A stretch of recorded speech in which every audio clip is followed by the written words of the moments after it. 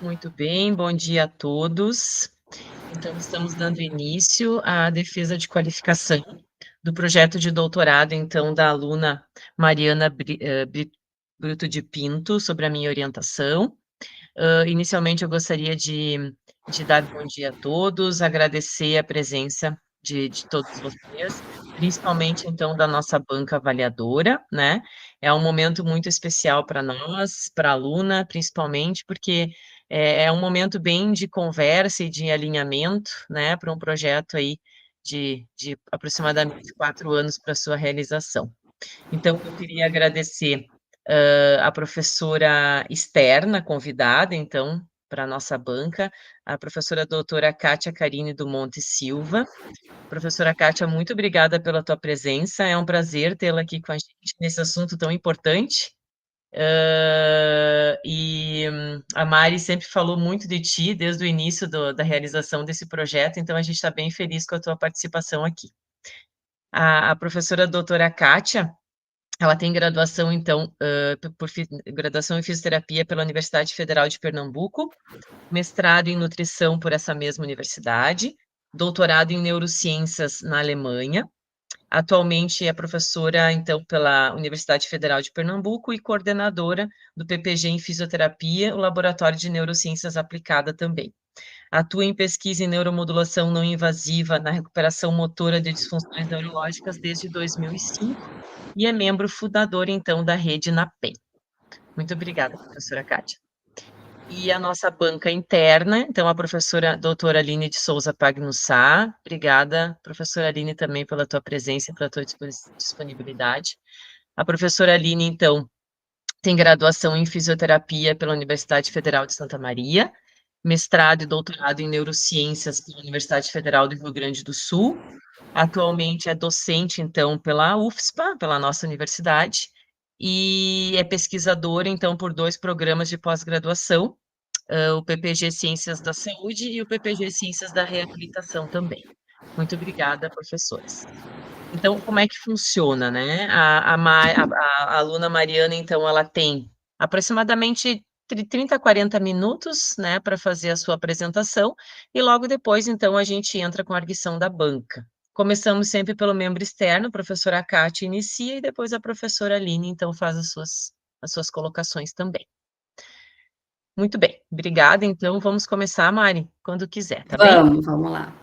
Obrigada, também quero agradecer a presença de todos. Então, hoje eu vou apresentar o meu projeto da qualificação do doutorado, intitulado Estimulação Transcraniana por Corrente Contínua associada à reabilitação neurofuncional em pacientes com ataxia espinocerebelares. É um ensaio clínico randomizado crossover e a minha orientadora é a professora doutora Fernanda Sequete.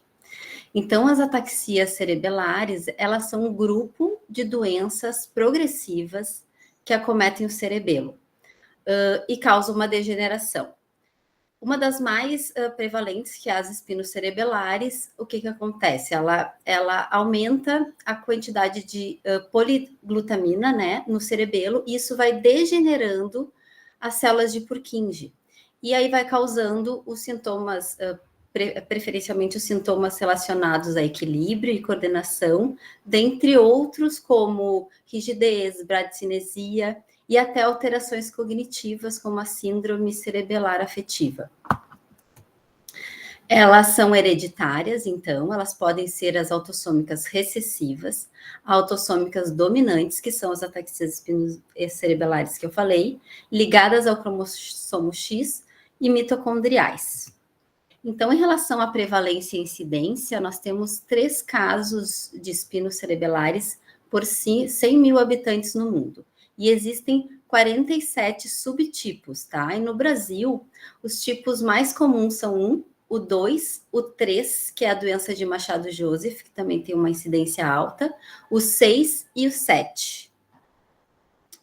Então, esses pacientes, eles trazem como queixa principal o equilíbrio, e esse estudo foi relacionado a isso, né, as queixas dele. Então, foi perguntado qual a maior dificuldade no dia a dia desses pacientes com ataxia hereditária e o que fazia eles se sentirem melhor. E aí, no balãozinho, as palavras que aparecem maior são o que mais eles relataram. Então, a gente pode ver que o equilíbrio e a caminhada é uma queixa frequente, e o que faz eles sentirem melhor, então, está relacionado aos exercícios, à fisioterapia e até às relações sociais, né? Então, como é uma doença progressiva, ela precisa de alguma forma a gente monitorar. E um jeito da gente monitorar essa gravidade, né, da doença é através da escala SARA. Então, a escala SARA, ela tem 8 itens. Os quatro primeiros itens estão mais relacionados à parte axial, marcha, postura. Tem um item relacionado à fala, e os outros itens mais a questões apendiculares, né, de coordenação motora, de membros superiores e membros inferiores. Tem uma outra escala que se chama ICARS, que também é usada, porém ela é um pouco mais longa. A SARA, ela é de fácil aplicação e rápida, então ela é muito boa para a parte clínica. E esse vai ser o meu desfecho principal, então é o objetivo do meu estudo, está relacionado, então, à gravidade da doença. Então, como é uma doença progressiva, ainda não existe medicações que possam reduzir essa progressão. A reabilitação é uma alternativa que tem demonstrado melhora, como a gente pode ver aqui pela tabela, na redução da gravidade da doença, melhora na coordenação motora, no equilíbrio. Porém, esses estudos ainda são pouco controlados, né? Ainda precisa de mais estudos e heterogêneos, porque tem várias ataxias, né? Dentro das ataxias neurodegenerativas, eles colocaram vários tipos, né? Tanto as espinocerebelares, como alguma relacionada até à esclerose múltipla. Então, é mais heterogêneo em relação à população. Esse estudo é uma revisão sistemática também que fala sobre os efeitos dos exercícios terapêuticos nas ataxias, ele é um pouco mais atualizado, e ele demonstra também que os exercícios eles são benéficos para a severidade da ataxia, como a gente pode ver pelo gráfico, e no equilíbrio. Então, é uma alternativa, porém, como eu disse, ainda faltam estudos mais homogêneos, né, mais controlados, e também com protocolos mais detalhados. Então, uma outra alternativa seria a neuromodulação, né? A neuromodulação, o que é? É a capacidade que o sistema nervoso tem de se modificar estruturalmente ou funcionalmente em resposta aos estímulos. Ela pode ser um recurso de estimulação elétrica ou administração de medicação. Então, existem as invasivas e as não invasivas. Dentro das não invasivas, a gente tem a estimulação magnética transcraniana e a estimulação transcraniana por corrente contínua, que é a ETCC, que eu vou falar no meu projeto mais, então. A ETCC, então, ela é uma técnica que ela é capaz de proporcionar a neuroplasticidade do sistema nervoso. Ela consegue modificar o potencial da transmembrana, ela influencia e modula a taxa de disparo do neurônio. Como é que ela é? Então, ela é um aparelho portátil, né? Ele funciona à base de uma bateria. Ele tem 2 eletrodos, o ânodo e o cátodo. Então, o ânodo ele é positivo, ele é excitatório, e o cátodo ele é negativo, ele é inibitório. A intensidade da corrente é constante, então ele tem uma intensidade que não vai mudar durante todo o tratamento, né? E normalmente ela varia de 1 a 2 mA. A localização que a gente vai colocar os eletrodos vai depender do objetivo, né? Se a gente vai querer estimular aquela área ou se a gente vai estar querendo inibir. E eu botei também ali a sigla em inglês, né? Que é o TDCS, que vocês também vão ouvir agora quando eu falar das referências, que é a sigla em inglês, também chamado de TDCS. Então, por que a gente... o porquê usar, então, a ETCC para ataxia. Então, aqui eu trouxe um artigo que fala um pouquinho como que é o funcionamento, né, do circuito cerebelar desses indivíduos com ataxia. Então, eu vou botar o meu cursor para vocês verem comigo, tá? Deixa eu só ver aqui. Então, aqui a gente tem na figura A, um circuito de uma pessoa sem ataxia. Então, a gente vê aqui em vermelho, perdi o cursor, aqui em vermelho, as células de Purkinje. Essas células de Purkinje, elas têm um efeito inibitório perdendo aqui, no núcleo denteado, tá? Então, esse efeito inibitório, ele regula o eixo que a gente chama cerebelo, tálamo, cortical, que vai lá para o córtex motor, para a área pré-motor, lá para a área motora, para M1. E o que acontece? Isso faz com que organize os nossos movimentos, saiam organizados por esse circuito, né? Coordenado, com coordenação. O que acontece aqui na figura B? Vocês vão ver com um circuito de um paciente com ataxia. Ele vai diminuir as células de Purkinje. Então, aqui, em vez de ele não vai estar fazendo uma inibição no núcleo denteado. Então, vai dar uma disfunção nesse eixo cerebelar, tálamo, cortical. Então, ele vai acontecer uma hiperestabilidade. Então, o córtex motor, ele vai receber bastante informação e por isso que os movimentos ficam descontrolados. Então, aqui, eu trouxe um artigo que fala um pouco da ETCC. Então, o que a ETCC faria? Então, a ETCC, ela faria, a gente colocaria, né? Ela coloca, aqui no estudo, coloca... Opa, desculpa, passei. Ela coloca o ânodo. Deixa eu só achar o meu cursor. Aqui, né? O ânodo, a gente coloca em cerebelo. Por quê? Porque a gente vai querer estimular as células de Purkinje para elas poderem inibir o núcleo denteado e poder ajustar esse circuito cerebelar tálamo cortical. Se a gente colocasse o cátodo, ocorreria o contrário, né? Então, não haveria essa inibição e haveria, então, essa desregulação desse eixo com uma hiperestabilidade. Então, por isso, né, o nosso racional. Uma maneira da gente poder avaliar se esse circuito, ele está funcionando, né, é através do Cerebellar Brain Inhibition, que é a CBI. Então, a CBI ela é feita através de dois aparelhos de estimulação magnética, 2 bobinas, e uma eletromiografia. Então, o que a gente quer ver que vai acontecer é que o potencial evocado motor, ele tem que diminuir, né, para esse circuito estar funcionante. Então, o que é feito? É feito uma estimulação, primeiramente, no cerebelo, e logo depois se faz uma estimulação em M1. E aí a gente vai ver se houve essa diminuição desse potencial evocado motor. Agora eu vou falar um pouquinho dos estudos, eu vou entrar nos estudos que tem sobre TCC e ataxia, e a maioria deles, eles demonstram 2 tipos de montagem. A montagem A, que é o ânodo, então, né, excitatório no cerebelo, e o cátodo em deltoide. Esse tipo de montagem, ele quer, então, né, busca uma ativação somente da estrutura do cerebelo, né, porque ele está fechando a corrente no músculo deltoide para poder ficar localizado ali a corrente no cerebelo. No caso do B, a gente tem uma montagem cerebelo, ânodo e cátodo na medula espinhal. Só ressaltando que o cátodo na medula espinhal, ele vai ser excitatório. Então, é um outro tipo de montagem também bem promissora e bem interessante.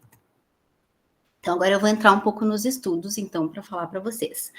Então, esse é um estudo de 2015, do grupo do Benuzzi. Eles realizaram uma sessão de TDCS, um N de 19. Então, eles usaram uma intensidade de 2 miliamperes. E aí a gente vê, então, que eles tiveram um grupo chã e um grupo que recebeu, então, intervenção. Então, a gente vê que o grupo que recebeu, então, a intervenção, teve melhora na gravidade da doença, tanto pela SARA como pela outra escala, que é a ICARS, e também teve uma melhora na velocidade de marcha. Esse é um outro estudo bem atualizado e bem interessante, porque de todos os estudos que eu vou falar para vocês agora, esse é o único que utilizou a fisioterapia, um treino junto, né, não só a ETCC. Então, o que eles fizeram? Eles fizeram um grupo que recebeu a ETCC mais um treino de equilíbrio, né, e um outro grupo que recebeu ETCC chã, e um treino também de equilíbrio, o mesmo treino.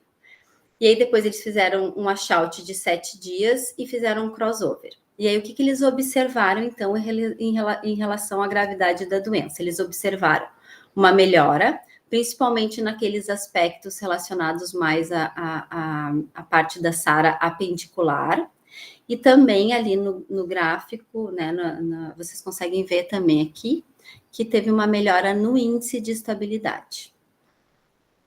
Porém, esse estudo ele não avaliou depois de um tempo, né, a evolução.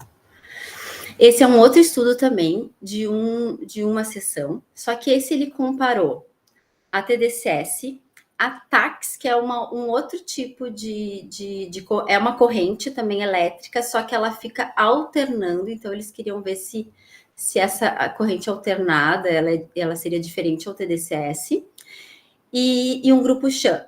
E aí o que foi observado também, foi utilizado os mesmos parâmetros do outro estudo, e eles observaram, então, uma melhora tanto na cadência da marcha, na velocidade de giro, né? Uma melhora na SARA e na ICARS. E essa melhora foi superior no TDCS do que na TAX. Esse agora a gente já começa os estudos, então, com mais sessões. Então, esse é um estudo de 2017, também do grupo do Benuzzi, que eles realizaram, então, 10 sessões durante 2 semanas. O protocolo deles, então, era ano do cerebelo e cátodo em deltoide, com 2 miliamperes de intensidade. Eles fizeram esse treino e acompanharam eles 1 mês, 2 meses e 3 meses, né? Então, o que a gente observa, então, foi que o grupo, né, que recebeu, então, a intervenção, ele teve melhora na SARA, também, e também no CBI, que foi aquele que eu falei para vocês antes em relação à preservação ali do circuito, né? Então, vocês veem aqui no A que o Shan não teve diferença no potencial e a intervenção teve uma diminuição no potencial evocado motor. Esse já é um estudo crossover com 20 indivíduos. Aqui já mudou a montagem, então a montagem agora foi cerebelo e cerebelo espinhal, então o cátodo espinhal.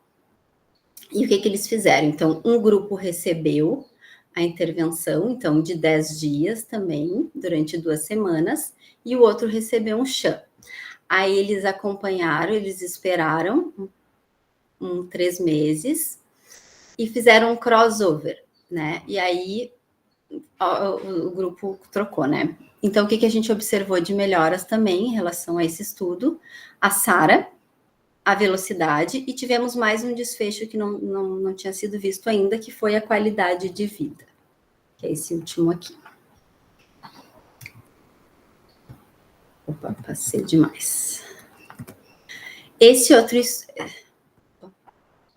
aqui também o mesmo estudo, na verdade, e também mostrando melhora em relação à CBI, né? Então, a gente vê ali que o primeiro gráfico é o grupo intervenção, então teve uma diminuição, e o Shan não houve diferença em relação à CBI. Esse estudo, ele avaliou, então, indivíduos com ataxia espinocerebelar do tipo 38. E ele fez 15 sessões, né? Diferente dos outros, ele fez 15 sessões. E o que ele observou? Ele observou que os 2 grupos melhoraram, ele usou uma montagem ano do cerebelo e cátodo espinhal, e ele observou que os 2 melhoraram em relação à SARA, a ICARS. Porém, ele observou que o grupo que recebeu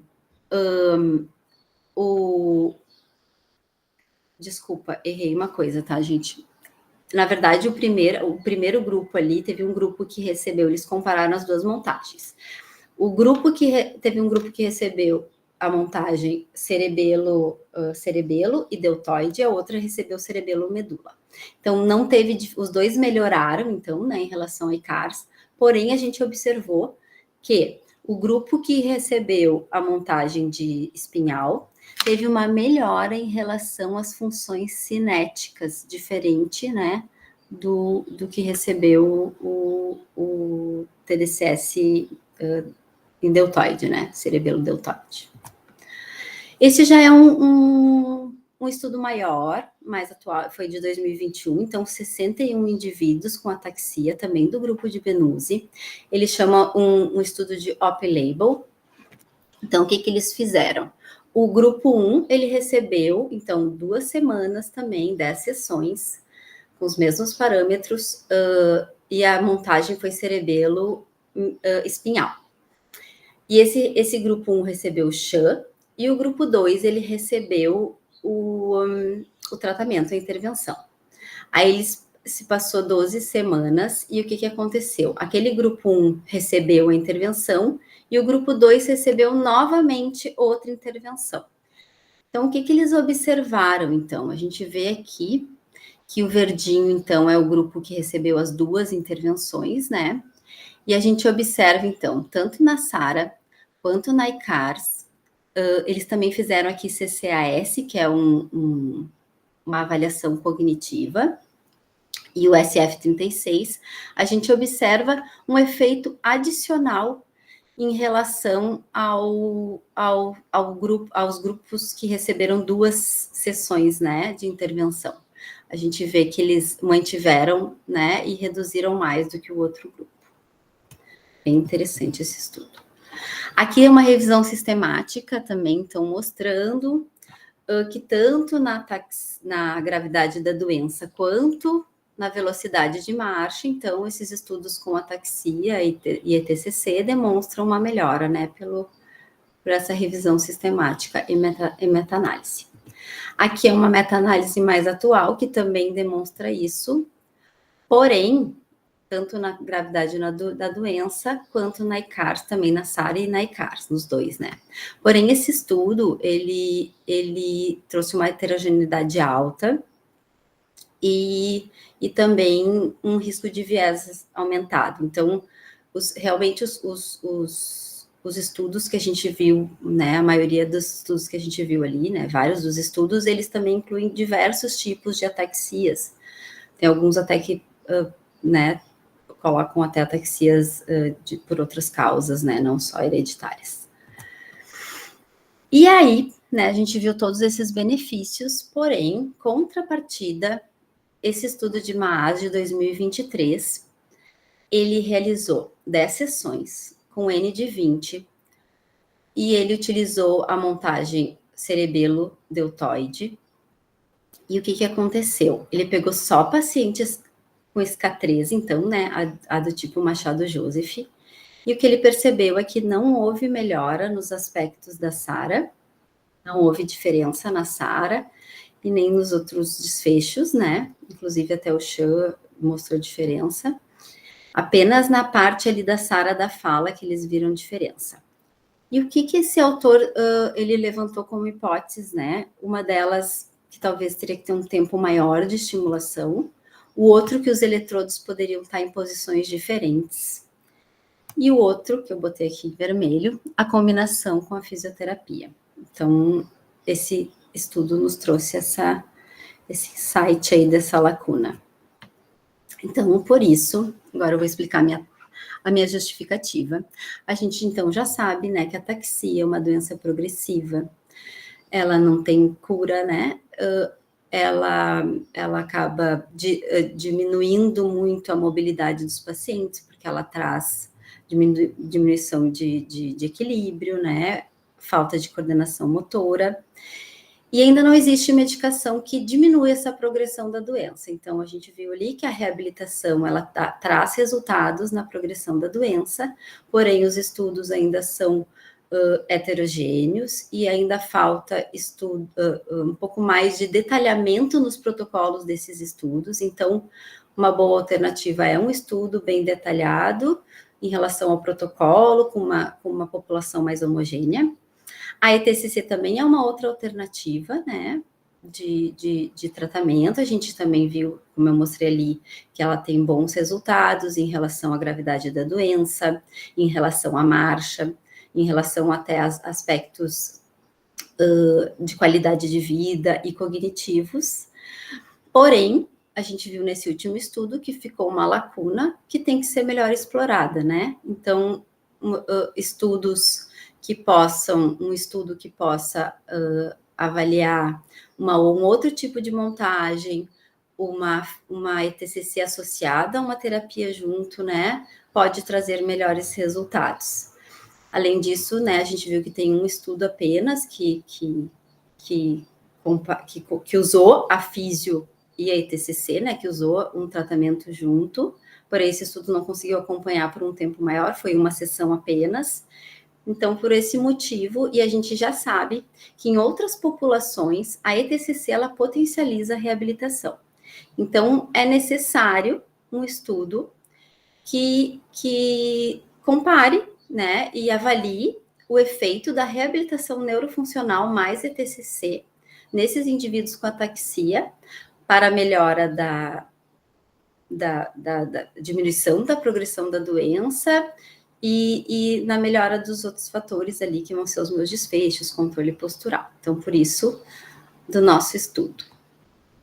Então, a nossa hipótese é que a reabilitação neurofuncional combinada com a ETCC, ela pode reduzir a gravidade da doença, melhorar o controle postural, diminuir o risco de queda e melhorar a qualidade de vida em indivíduos com ataxias neurodegenerativas. Então, o nosso objetivo principal, então, como eu falei, é avaliar esses efeitos da ETCC combinada com a reabilitação na gravidade da doença através da escala SARA, em indivíduos com ataxia espinocerebelar.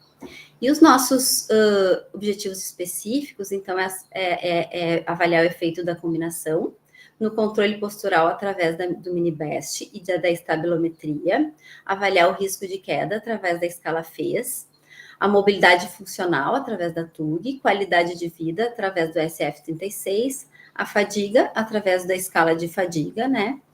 O número de quedas e também a gente quer ver a gravidade e o comportamento da doença a longo prazo, já que a gente vai acompanhar esses pacientes por quase um ano. Então, a gente vai avaliar isso pela escala SARA. Então, a nossa metodologia. Então, o nosso estudo, então, vai ser um ensaio clínico, randomizado, crossover, simples, cego. Uma vez que os participantes serão distribuídos de forma aleatória nos grupos para aplicação das intervenções por um período de tempo. Então, a nossa amostra será composta por indivíduos com diagnóstico de ataxias espinocerebelares. Os indivíduos serão selecionados através de anúncios na mídia e também por meio da APAT. Os indivíduos elegíveis serão convidados a participar e assinarão um termo de consentimento livre e esclarecido. Os critérios de inclusão, então, são diagnósticos de ataxias espinocerebelares, maiores de 18 anos, que deambulem de forma independente ou com aditamento e que tenham assinado, né, o termo de consentimento. Os nossos critérios de exclusão são implantes metálicos no cérebro ou na coluna vertebral, implantes cocleares e mulheres grávidas. Então, vai ser feita uma avaliação inicial, então, onde a gente vai pegar alguns dados do paciente, tempo de diagnóstico, né, idade, tempo da doença, as doenças associadas, medicação, se realiza reabilitação ou não, se faz algum tipo de atividade, se já recebeu algum tipo de estimulação, quantas vezes e quanto. E durante o nosso washout, né, que vai ser de 3 meses, que eu vou explicar depois, esses pacientes vão receber a cada mês uma avaliação, para a gente poder ver se mudou alguma coisa na rotina, né? Se eles mudaram alguma coisa da atividade física, se eles aumentaram alguma coisa de reabilitação, se eles modificaram alguma coisa na medicação, para a gente ter um controle maior. Então, os instrumentos que vão ser utilizados, então, a escala SARA, que eu já falei para vocês no início, né, que ela avalia a gravidade da ataxia, então são 8 itens relacionados à marcha, postura, sentar, fala, perseguição de dedos, index-nariz, né, alternância rápida de movimentos da mão e deslizamento calcanhar-canela. Quanto maior a pontuação da SARA, maior é a gravidade da ataxia. Então, também a gente vai utilizar o mini-BEST para avaliar o controle postural. Então, ele inclui 14 itens, que vai avaliar ajustes posturais antecipatórios, controle reativo, orientação sensorial e marcha dinâmica. Então, ele é classificado de 0, incapaz, 1, moderado ou 2, normal. Além disso, nós vamos fazer a estabilometria com o BioBeat. Então, o BioBeat, ele vai quantificar as oscilações do centro de pressão do corpo. Essa análise ela é feita através de um sensor inercial do BioBeat, que é colocado aqui na região sacral, através de um cinto. O paciente vai ficar na posição bipodálica durante 30 segundos. E o BioBeat, ele vai avaliar, então, né, ele vai capturar ali as oscilações, a área de elipse, a velocidade das oscilações, antero-posterior e látero-lateral do centro de massa, e o comprimento dessa trajetória do centro de massa. Além disso, também nós vamos usar a FES, que é a Escala Internacional de Eficácia de Quedas, para a gente avaliar o risco de quedas. Ele é um questionário de autoeficácia e confiança no equilíbrio, tem 16 itens, e a pontuação mínima é 16, que é não preocupação com quedas, até o máximo de 64, que é uma preocupação grave com quedas. Quanto maior a pontuação, maior é o risco de quedas. Também nós vamos fazer o TUG, que avalia a mobilidade funcional e risco de quedas. É um teste que avalia a velocidade que o paciente consegue levantar da cadeira, andar 3 metros, retornar e sentar. Além disso, nós vamos utilizar, além da gente fazer o tempo, a gente vai utilizar o BioBeat para análise de cada fase, do tempo de cada fase do TUG. Também a gente vai usar o SF-36, que é um instrumento que avalia a qualidade de vida, que consiste em 36 pontuações que avaliam 8 subdomínios: vitalidade, limitação por aspecto físico, capacidade funcional, dor corporal, percepções gerais de saúde, aspectos sociais, aspectos emocionais e saúde mental. E também nós vamos fazer uma escala de fadiga, que é a escala modificada do impacto de fadiga, composta por 21 afirmações que avaliam os domínios físicos, cognitivos e psicossociais. As pontuações são de 0 a 4, que seria o 0 nunca, até sempre, né, que seria o 4. Então, o paciente vai precisar responder. O objetivo da escala, então, é avaliar o impacto da fadiga na vida do paciente. Então, a minha intervenção terão 3 grupos. O grupo 1 é o grupo ETCC, o grupo 2 é a reabilitação neurofuncional e o grupo 3 é a ETCC mais reabilitação neurofuncional. Então, o grupo 1, que vai receber somente a ETCC, ele vai receber a ETCC através do aparelho, né, do NKL, que vai ser por bateria, né, como eu mostrei para vocês lá. Ele vai ter 2 eletrodos. Esses eletrodos, eles têm uma esponja que a gente coloca a solução salina, né, em cima desse eletrodo. Esses eletrodos vão ter um tamanho, o ânodo, que vai ser colocado em cerebelo, vai ter um tamanho 7 por 5 centímetros quadrados, e o da medula vai ser de 8 por 6 centímetros quadrados, o tamanho dele. E ele é colocado, no caso do cerebelo, o ânodo é colocado 2 centímetros abaixo do ínion, e o cátodo ele vai ser colocado 2 centímetros abaixo de T11. Então, a gente vai colocar uma faixa elástica, né, para prender bem o eletrodo, afastar o cabelo, né, também vai ter uma faixa ali na cintura, e se precisar também esparadrapo, para a gente poder não perder contato e não aumentar a resistência, né, que o aparelho mostra se tem resistência, mas nós vamos tentar evitar ao máximo, né, com as faixas elásticas, com tudo isso. Então, esse paciente, ele vai receber a intervenção por 20 minutos, e ele ficará sentado durante toda a estimulação. E essa intensidade, então, ela vai ser o tempo todo de 2 miliamperes. O grupo 2 é o grupo reabilitação neurofuncional. Então, ele vai realizar exercícios de tronco, controle postural, coordenação de membros superiores e inferiores e marcha. Todos esses exercícios serão progredidos conforme a particularidade de cada participante. Então, uma maneira da gente poder evoluir os exercícios é diminuindo a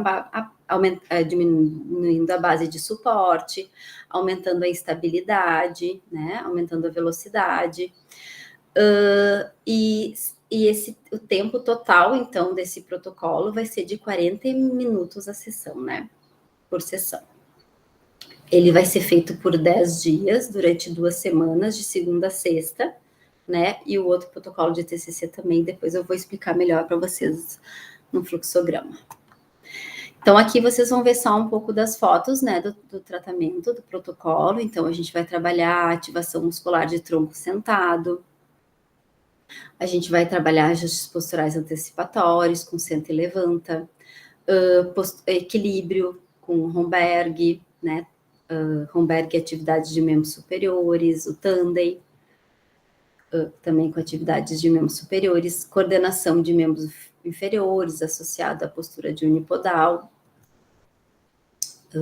também, né, unipodal, coordenação de membros superiores, né, também algumas duplas tarefas junto com a coordenação e o equilíbrio, também ajustes posturais, né, com subida de step, marcha na esteira e marcha com obstáculos, né, nós vamos botar alguns obstáculos, marcha tandem, com viradas de cabeça, né, e também os ajustes, os limites de estabilidade, então, né, trabalhados também. E o grupo 3, então, ele vai ser ETCC mais reabilitação neurofuncional, ele também vai ser 10 dias, durante 2 semanas, uma sessão por dia. A ETCC, ela vai ser colocada exatamente com a mesma montagem, os mesmos parâmetros e tempo do grupo 1. A sessão de reabilitação neurofuncional será idêntica ao protocolo do grupo 2. O aparelho, então, ele vai ser preso na cintura do paciente através de uma pochete para poder fazer a realização dos exercícios. Ele será ligado logo que começar o protocolo de reabilitação neurofuncional. Em 20 minutos ele vai ser desligado, que é o tempo da ETCC, e ele vai continuar por mais 20 minutos a reabilitação para fechar, totalizar os 40 minutos de reabilitação neurofuncional. Então, aqui para vocês verem o fluxograma e conseguirem entender um pouquinho, então vai ser feita todas as avaliações que eu falei antes. Aí os pacientes serão randomizados através do randomizer para os grupos que eu falei. E aí, após essas sessões, né, essa intervenção, eles serão reavaliados.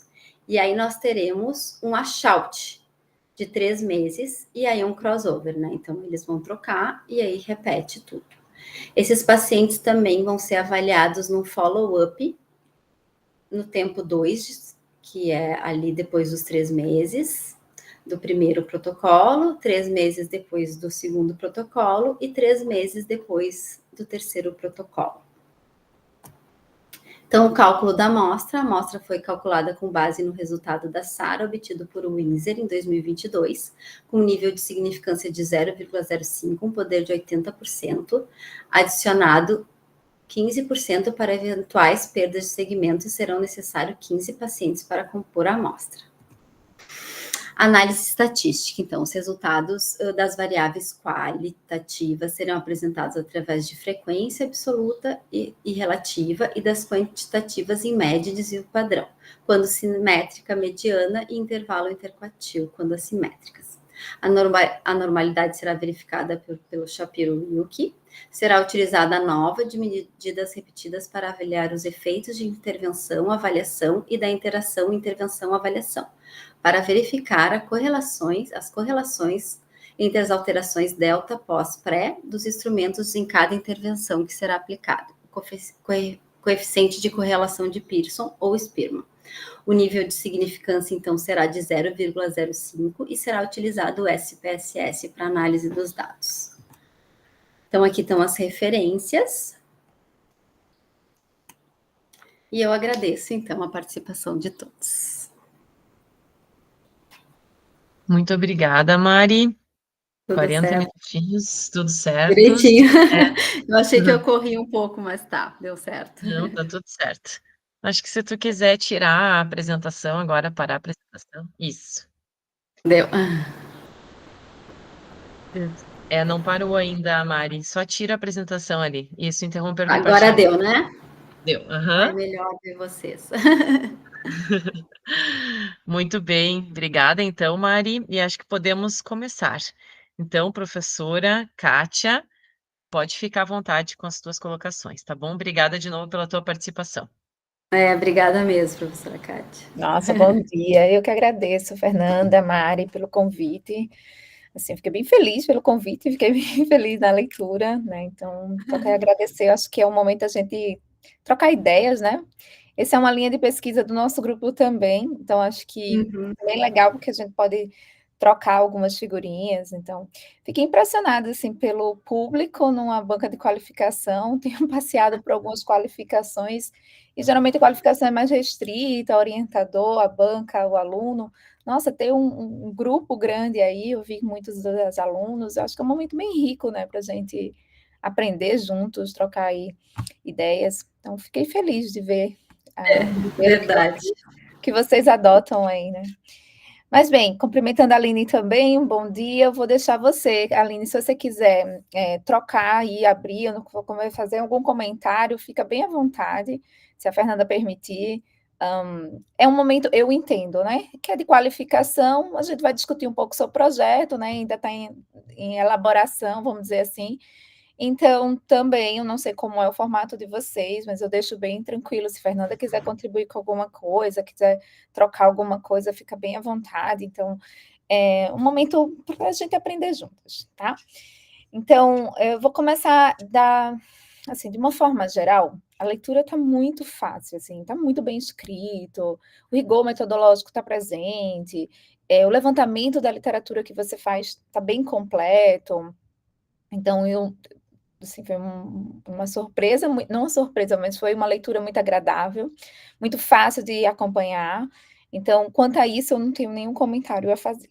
Eu vou trazer algumas preocupações, né, para a gente discutir um pouquinho.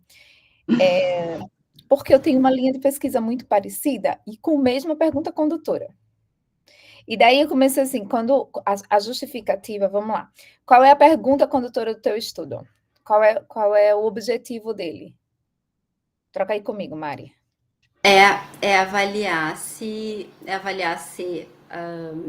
a combinação das duas terapias, né, vai ser superior, né, vai ter melhores efeitos do que as terapias isoladas. Do que as terapias isoladas. Na gravidade da doença, né, como objetivo principal. Era a mesma pergunta que a gente tinha do trabalho de Rodrigo. Rodrigo Brito foi meu aluno de doutorado, e ele tinha a mesma pergunta. E aí você trouxe um único estudo dele, que foi essa tese dele, originou 3 estudos. Você cita um, acabou de sair um outro, não sei se você viu, vou mandar para você. Não vi, mas saiu agora, né? Porque eu não. Não, saiu, tá aí. E tem outro dentro na revista que responde essa sua pergunta, porque foi a mesma pergunta que a gente teve. Então, no estudo dele, esse que saiu agora, a gente fez 5 sessões, não foram 10, mas já foi um efeito de algumas sessões, combinado com um treino, e a gente fez a montagem cerebelo-deltoide. E deixa eu contar um pouquinho da história, porque eu quero trazer essa problemática para vocês. Quando a gente começou a fazer, quando a gente desenhou a tese do Rodrigo, a gente ia testar cerebelo-deltoide. No meio do caminho saiu o estudo do Benucci, que propõe cerebelo medular e com um baita de um tamanho do efeito. Até durante o curso, aí a gente testou a montagem e viu que o efeito foi muito bom. E o Rodrigo, ele abandonou a montagem de cerebelo-deltoide e durante o doutorado e trocou para estudar cerebelo medular. Medula. Então, esse outro estudo que está agora na revista, está submetido, ele já traz exatamente a mesma proposta que o teu, testar algumas sessões, cerebelo e medula, também combinado com treino.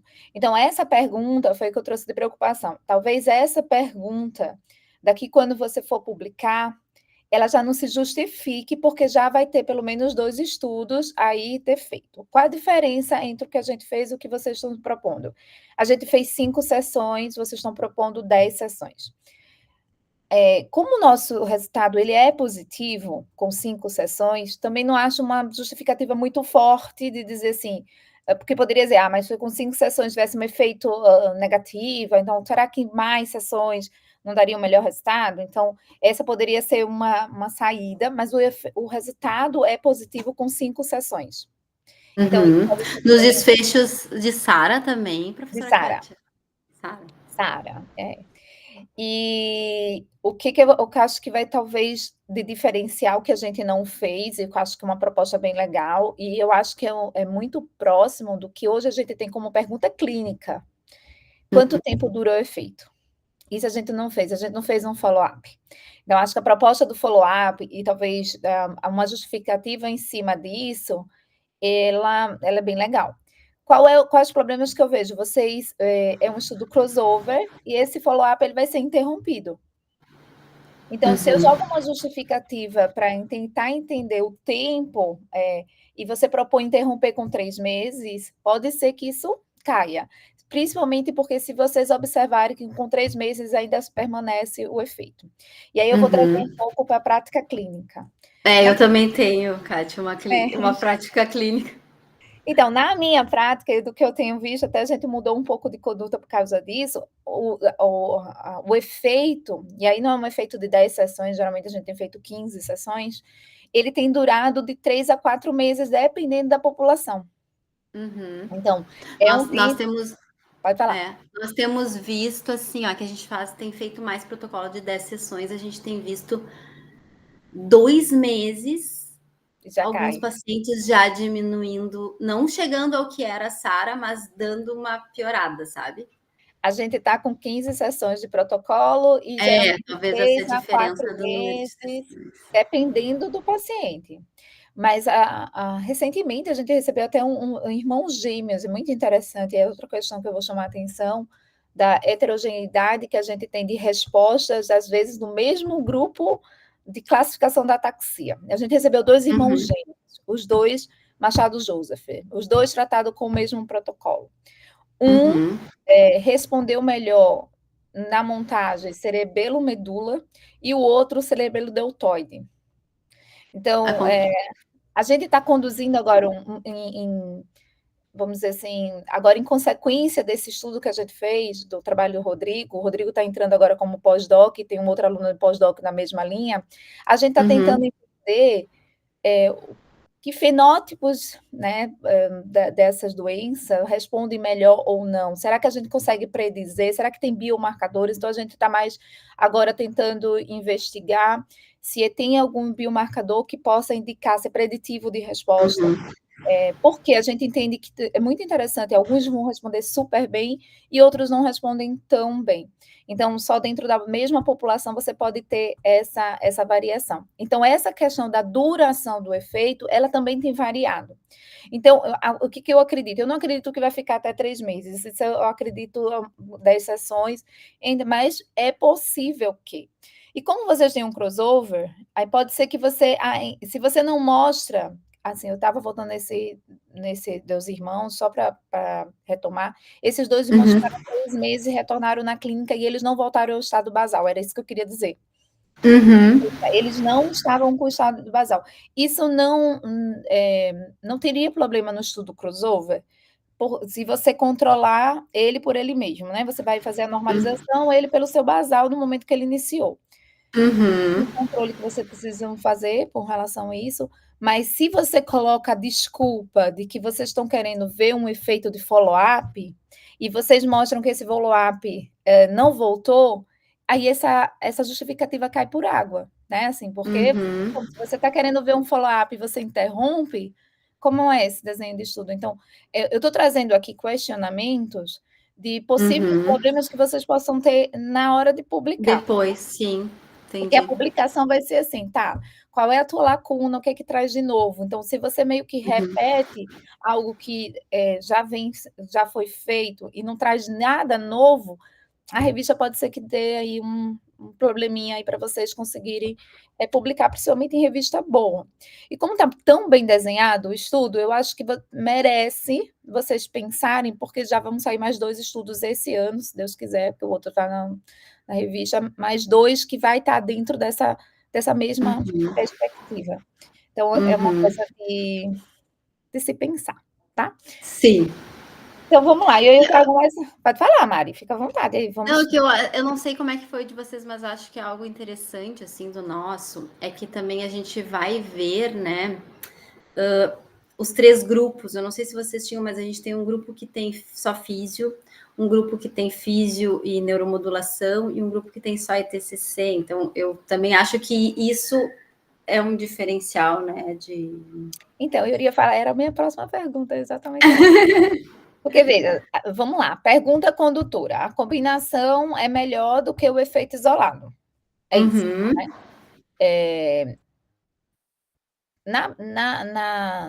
No meu racional hoje, na literatura, apesar de a gente não ter muitos estudos ainda, como você mesmo trouxe, para ataxia, mas a gente sabe o seguinte, a TDCS, a neuromodulação de uma forma geral, as técnicas, ela é uma técnica que a gente costuma chamar, uma técnica passiva, e que ela faz ativação de hubs neurais que não são específicos.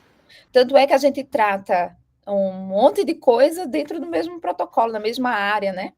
Por quê? Porque ela está ativando um ramo ali, um hub, que ele não é específico. O que define a especificidade, o efeito daquela neuromodulação? O que você vai recrutar durante, o que você vai recrutar de terapia, que a gente chama de terapia ativa. Então, hoje, sabe, acho que não tem muita dúvida, e isso está bem batido dentro da área da reabilitação, que a neuromodulação ela é complementar e que ela é uma adjuvante às terapias convencionais nesse sentido de potencializar, né? Então, é só uma questão. Será que fazer uma estimulação sozinha, né? Ela está fazendo sozinha, você está querendo saber se o efeito da ativação, só a ativação das vias, ela é suficiente para produzir um efeito clínico, né? E isso já a literatura diz que sim, né? A literatura já traz essa resposta. E a pergunta é, mas então, se eu combinar com a terapia neurofuncional, o tamanho vai ser maior, né? Essa é a pergunta. Que na literatura já mostra, mas mostra em cima da fisioterapia, das terapias, vamos chamar assim, né? Sem estimulação. Então, o que tem mais de diferente no estudo de vocês é essa comparação da combinação com o efeito da TCC sozinho, porque a combinação com a terapia isso já tem, mas com efeito sozinho, que eu confesso assim que é algo que vai me surpreender muito se for se não for diferente, né? Parece eu também. Que eu estou te mostrando. Mas assim, eu acho que talvez essa seja uma diferença, mas vocês vão ter que justificar muito o interesse de ver o efeito só da TDCS, uma vez que eu tenho uma literatura toda dizendo que a TDCS é não específica, que não faz muito sentido a gente fazer ela toda. Então, tem que ter uma justificativa muito clara para dizer que eu tenho um interesse de investigar isso. Mas é algo interessante. Aí eu vou trazer uma outra preocupação que a gente cuidou do nosso estudo e que eu acho que vocês precisam ter um pouco de atenção nos estudos crossover. Eu não vi no texto que vocês vão fazer que a gente chama de randomização balanceada. Dependendo da população que vocês vão pegar, se for uma população, vamos lá, uma população que não esteja fazendo fisioterapia, ou uma população que esteja até fazendo, mas uma fisioterapia que não seja muito adequada para essa população, que a gente sabe que é isso que muitas vezes a gente encontra, o que você vai acontecer? No primeiro período no primeiro grupo, vamos dizer assim, ele vai ser randomizado, né? G1, G2 e G3. O G1, se é uma pessoa que não está fazendo nada, possivelmente ele vai ter uma tomada, né? Uma resposta maior. Por quê? Porque ele estava sem fazer nada. E se ele qualquer uma das técnicas, você já está colocando alguma coisa, ele pode ser que dê uma resposta maior. Então, para controlar isso, você precisa o que a gente chama de contrabalancear. Ou seja, o número de indivíduos que vai começar no G1 tem que ser... O G1 vamos dizer assim, eu vou chamar de G1, mas dos 3 grupos, né? O grupo que vai fazer só a neuromodulação, o número de indivíduos que vai começar só com TDCS, tem que ter o mesmo número de indivíduos que vai começar com a combinada, com o mesmo número de indivíduos que vai começar só com a fisioterapia. Isso vai tirar esse efeito que eu falei para vocês, de repente, o tamanho do efeito foi o melhor, porque foi o grupo que fez o primeiro. e não por causa da combinação. Então, nos estudos crossover, a gente tem que ter essa preocupação. Eu tenho alguns aí na literatura, apanhei nos primeiros, porque eu não fazia essa contrabalanceada entre a ordem das sessões, e é uma coisa que eu não vi no trabalho, é uma coisa que eu diria a vocês organizarem para isso acontecer, porque isso pode ser um problema. E mesmo assim, uma coisa que eu também no meu pós-doc no Canadá, a gente fez um estudo muito parecido com isso, e eles têm uma prática, pelo menos no grupo que eu participei, eles faziam isso, é de passar um tempo fazendo a terapia basal, que era só, por exemplo, fazendo a fisioterapia, para eliminar esse efeito daqueles que não estavam fazendo nada. E daí o que tende a acontecer é ter um ganho inicial depois, quem é da prática sabe nisso, né? A gente tem aquele boom, aquela melhora dos pacientes nas primeiras sessões, depois a gente vai ver como chegando no platô, o paciente vai melhorando, mas não numa intensidade tão grande, né? Esse efeito ele vai ficando com tamanho menor na medida que a gente vai avançando ali as terapias. Então, isso é natural de acontecer na prática clínica. E o que eles faziam lá é para deixar todo mundo partindo do mesmo ponto, é passar um tempo fazendo uma terapia basal, para que esse efeito, que eles não tinham interesse, na verdade, tivesse já acontecido, quando tivesse todo mundo mais ou menos naquele platô, aí sim eles começavam o experimento para investigar o efeito da estimulação.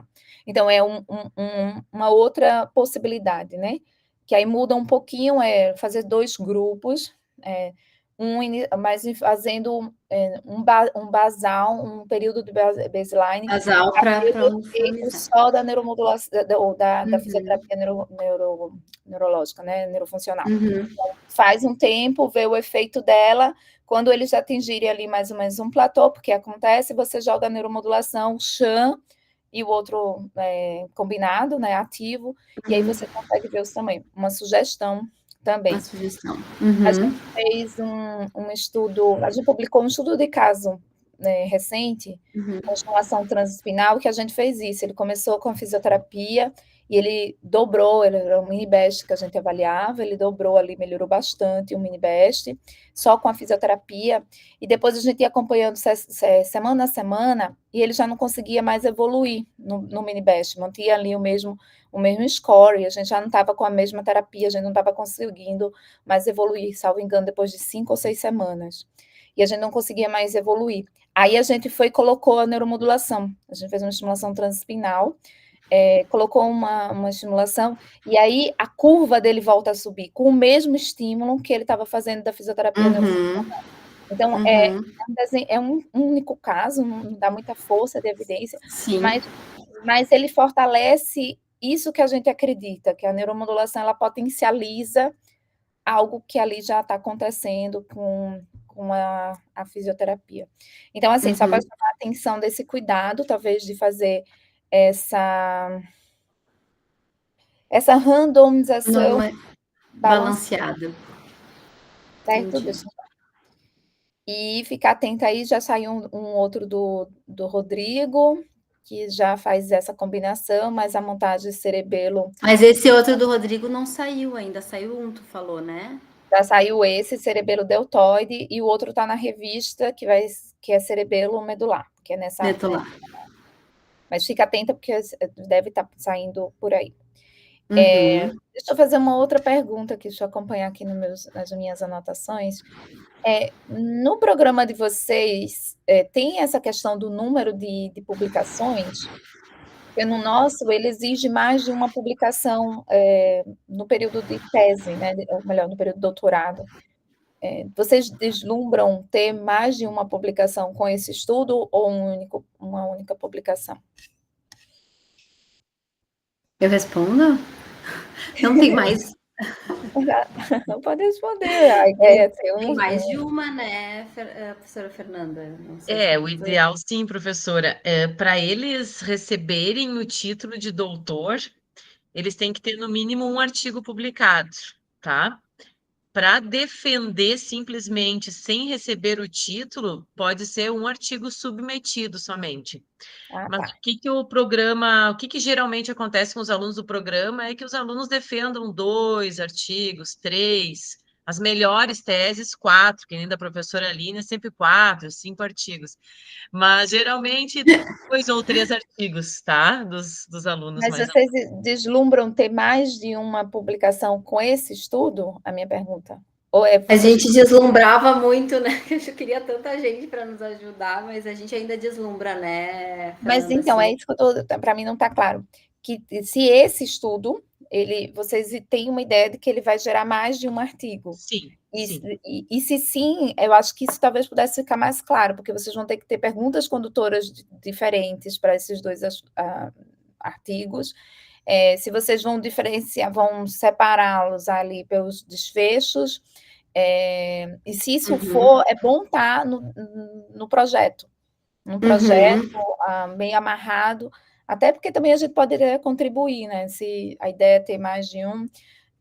Geralmente o que eu faço é eu tenho um e eu proponho assim, estudo 1, estudo 2, ou fase 1, fase 2, que nessas aí a gente consegue dizer, pronto, esse aqui vai ser um artigo, esse outro vai ser um artigo. Quando eu li, eu fiquei, não, mas aqui para mim só cabe um artigo. E se fica essa questão, será que o programa não vai exigir um outro? Mas era só uma coisa também para levantar aí para vocês. Não, acho que foi bem levantado, professora. Geralmente, de praxe, a gente não tem muito costume de fazer essa separação no pré-projeto agora, sabe? A gente geralmente faz esses projetos maiores, mais guarda-chuvas, e aí depois, no decorrer, mas é uma ótima sugestão a sua. Mas geralmente o que a gente costuma ver aqui dos professores, dos projetos, é que são projetos maiores, mas a gente não faz essa delimitação no projeto agora, sabe? Mas acho que casa bem, até com essa Ou questão de projetar, perguntas. né? Pensar. Aham, Não, vão sim. ser 2, porque você já pensa na pergunta condutora, Uhum. como você vai separar os desfechos, né? O que vai caber em cada qual, para não ficar parecendo que foi um trial cortado, porque isso é uma outra crítica que a gente acaba recebendo, né? Então, é bem sempre importante meio que planejar. Eu acho que, assim, tem algumas considerações aqui agora a fazer. Como eu te falei, o texto está super bom, então eu vou fazer agora pequenas considerações. Vamos lá no texto, tá? As referências, as citações estão sem o et al. No texto. Então, por exemplo, o Brito 2024, né? Que eu mandei, que eu Não é mandei para Brito sozinho. revisão. Não é Brito sozinho, né? Tem o et al.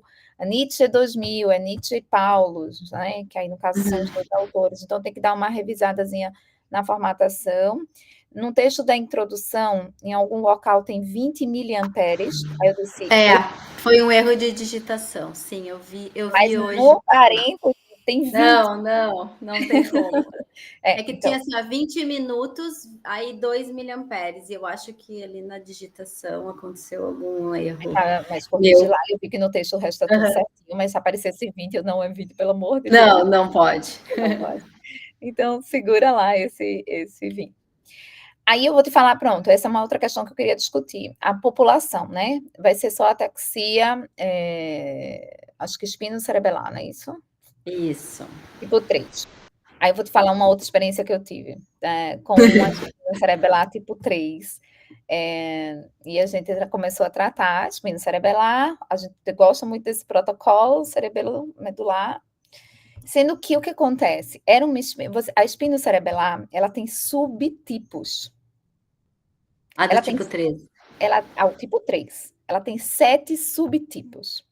Um deles, que aí eu não vou me lembrar qual, ela tem característica de um parkinsonismo.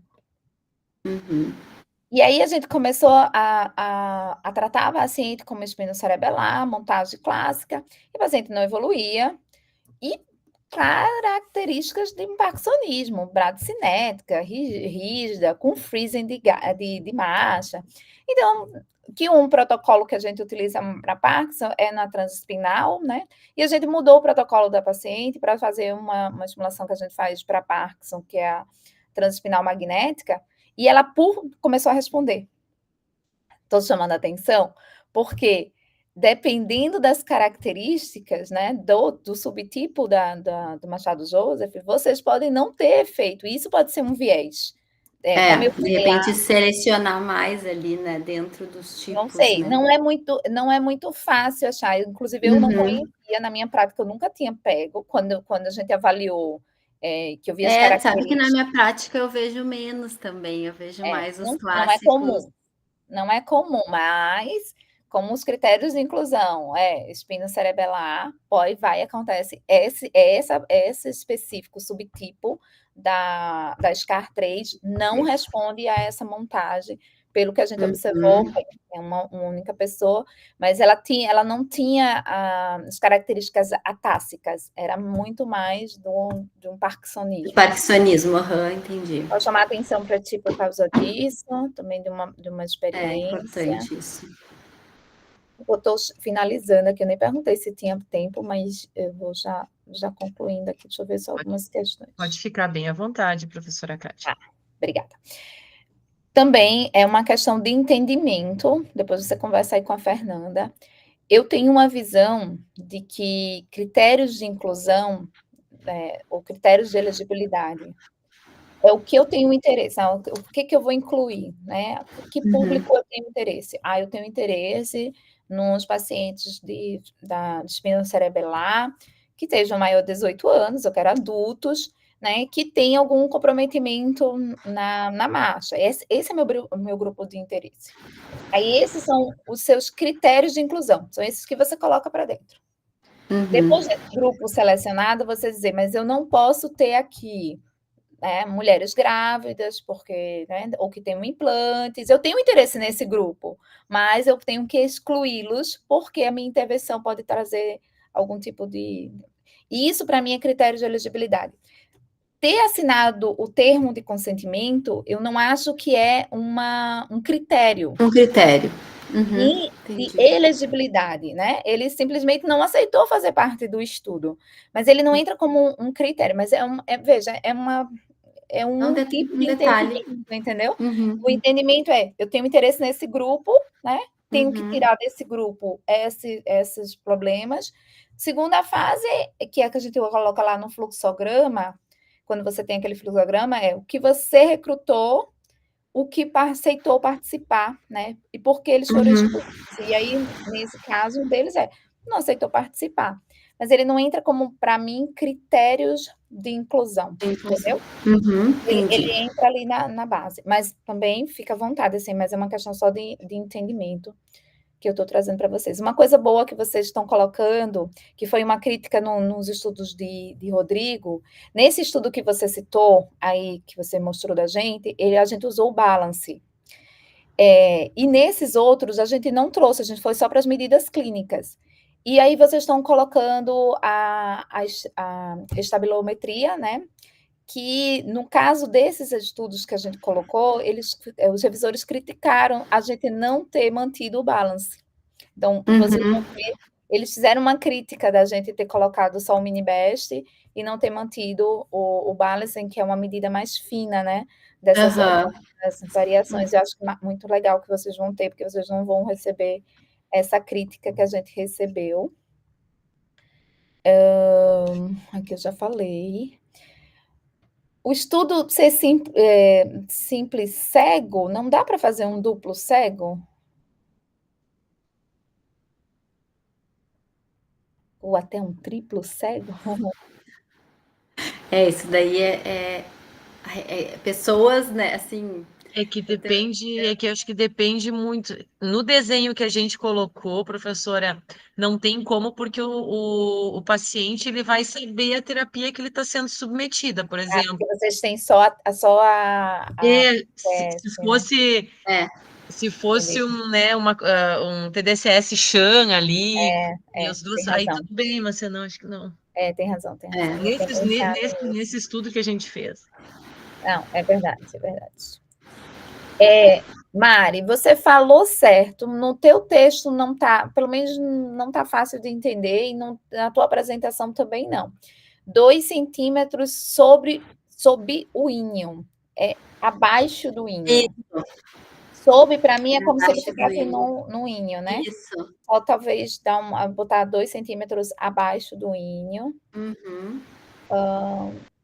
Aí aqui, eu não entendi, na análise estatística, a correlação que é pretendida fazer.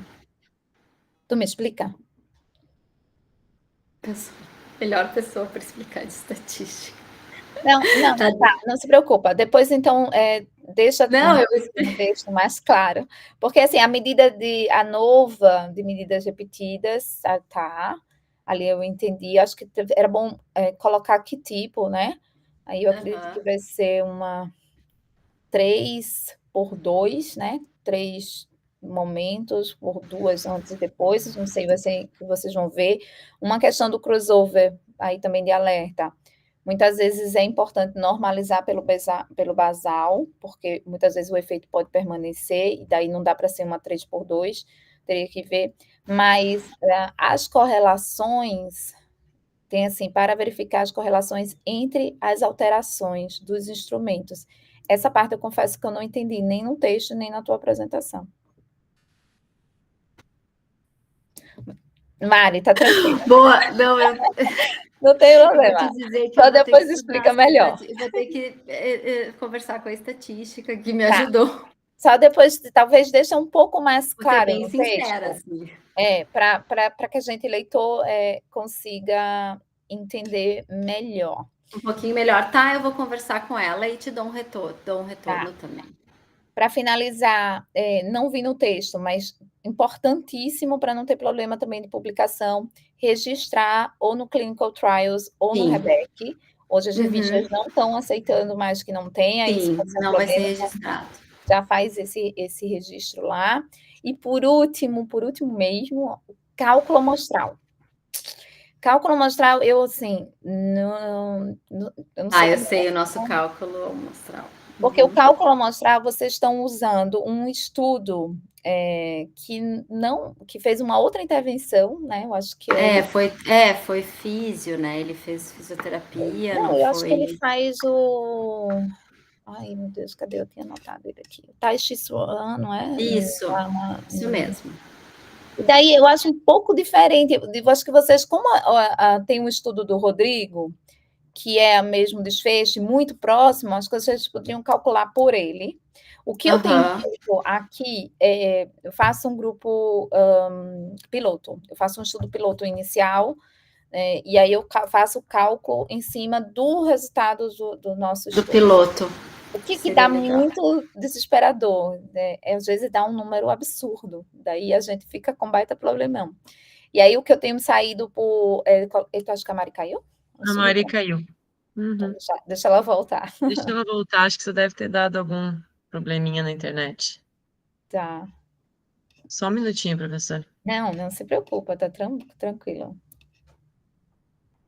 Deixa eu só dar aqui passando para ver se eu não esqueci de nada, mas eu acho que era só isso.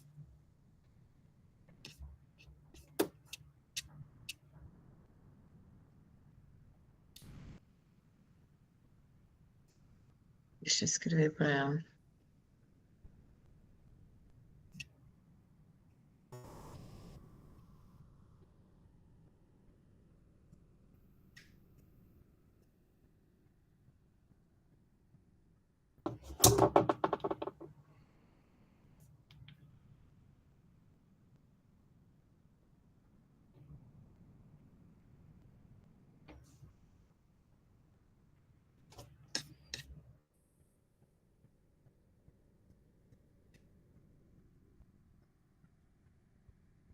Só um minutinho que eu vou tentar ligar para ela.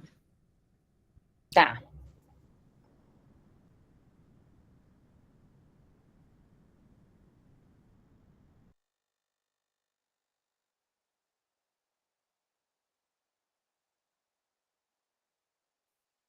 Entrou de novo, pronto. Desculpa, eu toquei no botão aqui, que eu queria diminuir a minha tela. Desculpa. Aí eu demorei para achar o link, ai meu Deus, comecei a ficar nervosa. Não fugi, tá, Kátia? Eu sei, ela simplesmente fugiu. Não fugi, tô adorando. Eu também estou te perguntar uma coisa rapidinho. Eu não Tá, posso não, é responder. isso. Aí o que eu tenho feito é isso, eu faço, é quando dá um número que a gente não consegue, a gente tem feito algumas saídas, né? Uma delas é colocar como estudo piloto, De e daí a gente calcula o tamanho de efeito. Acho que um dos Rodrigos, dos artigos do Rodrigo, a gente fez. Rodrigo. Então, a Tá. gente, quando dá um número que a gente não vai conseguir atingir, talvez isso também possa ser um diferencial. A gente fez 5 sessões, salvo Como é engano, que ficou, como é que ficou o N do Rodrigo? Você lembra? 22 em um, e eu acho que o outro que está na revista, acho que são 30. São 30. É, tem um N já. Mas assim, acho que a gente teve também defeito, acho que o dele não atingiu o N, eu não vou, é porque são muitos, às vezes eu não fico muito. Sim. Mas isso é uma questão que vocês podem, talvez, utilizar o dele como base para vocês calcularem. Outra é fazer isso, eu tenho feito muito, faço um piloto e daí, se dá um N muito grande, eu já vou pensando em algumas manobras estatísticas que a gente possa fazer para tentar ver se a gente diminui esse N. Caso não, a gente coloca como estudo piloto e a gente publica o poder do teste, né? Então, a gente não atingiu 80%, mas, sei lá, 60%, então dando transparência e deixando as afirmações menos definitivas, aí a gente consegue publicar. Ou mais, Professora Mari. Kátia, só mais Pode uma falar. pergunta. Muito obrigada, nossa, foi ótimo. Eu vi no artigo esse do Rodrigo que vocês observaram ali uma questão relacionada com o IMC, né? Ele Que tá deram melhor. melhores respostas, não foi? E aí É. talvez tenha a ver com a gravidade da doença. Aí eu não botei o MC, então acredito que seja algo interessante da gente também ter esse dado, né? São coisas que a gente vem discutindo agora, como a gente está seguindo nessa linha de estudo, a gente está começando a tentar entender o porquê alguns respondem e outros não. Então, a gente está nesse grau agora de especificidade, tentar entender biomarcadores. Então, ele faz um levantamento que foi bem observado, uma coisa que ele vem trazendo também é a quantidade de reserva que tem do cerebelo, né? Ou seja, Cerebelar.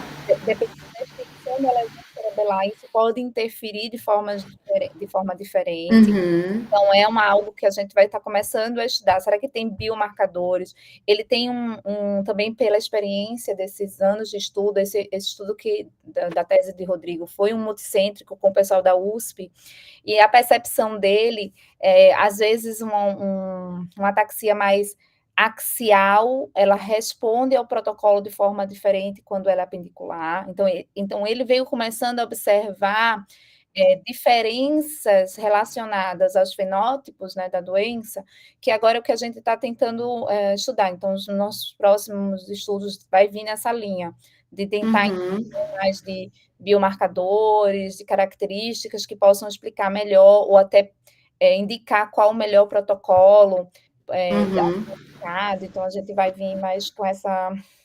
Tá, perfeito, mas é uma... Vou Mas, colocar o deixa eu MC. dizer que eu estou muito grata, né? Muito obrigada Nós por me também. convidarem. Para mim é uma alegria saber que tem outro grupo aí investigando. Então, que seja a oportunidade da gente trocar ideias, né? Que a gente possa Claro, com colaborar no certeza. futuro. Esse estudo que a gente está fazendo é um pós-doc, a gente está fazendo um banco de dados, a gente está tentando captar, porque como teve uma grande repercussão numa reportagem, né, que saiu na televisão, muita gente começou a buscar o tratamento da ataxia, e a gente está tentando ver se a gente faz um banco de dados justamente para estudar. A gente vai colocar inteligência artificial, a gente está tentando atrás de saber quem foi os respondedores ou não, tentar identificar biomarcadores. Então, a gente está nesse movimento agora. Então, bom saber que vocês estão lá. Já convido, né, se vocês quiserem ajudar a gente a formar esse banco, vai ser um banco de... Eu já falei com a Vivian. Então já está dentro, né? Então, que bom. Obrigada mais uma vez, Fernanda. Muito obrigada aí pelo convite. E por mim, eu estou super satisfeita e feliz. Obrigada, professora Kátia. Muito bom te ouvir. Né, a gente pensou muito, como eu te falei, te trazer para a banca justamente para a gente saber as atualidades e né? Acho que é muito importante, porque aqui a gente pode qualificar tanto o projeto quanto qualificar um artigo depois, né? Mas eu gosto muito de qualificar o projeto justamente para que a gente consiga fazer essas trocas, né? Eu entrei, assim, ó, nosso objetivo antes, inicial, a gente tinha pensado em controle postural, depois nós mudamos para gravidade. Mas eu me lembro que eu entrei no Clinical Trials e eu vi os estudos, eu vi o do Rodrigo, e por isso que eu não me atentei, porque era outro objetivo, né? Era gravidade. E tinha marcha também, né? Ele avaliou a marcha. Mobilidade. Eu realmente me passei aí, não olhei de novo o Clinical Trials, devia ter olhado. Não, deixa eu corrigir, vai lá. A mobilidade, acho que o desfecho primário dele era, a Sara estava como secundário. Ah, tá. Eu acho, salvo engano, é isso que eu estou falando, das nossas manobras aí para poder ter o artigo final. Eu acho que o N para a mobilidade a gente não alcança, eu acho que é isso. E aí a gente, no artigo, como a gente atingiu no Sara, eu não vou lembrar detalhes, tá? Me perdoe, mas foi algo nesse sentido. Aí a gente mudou o foco do olhar. Entendi.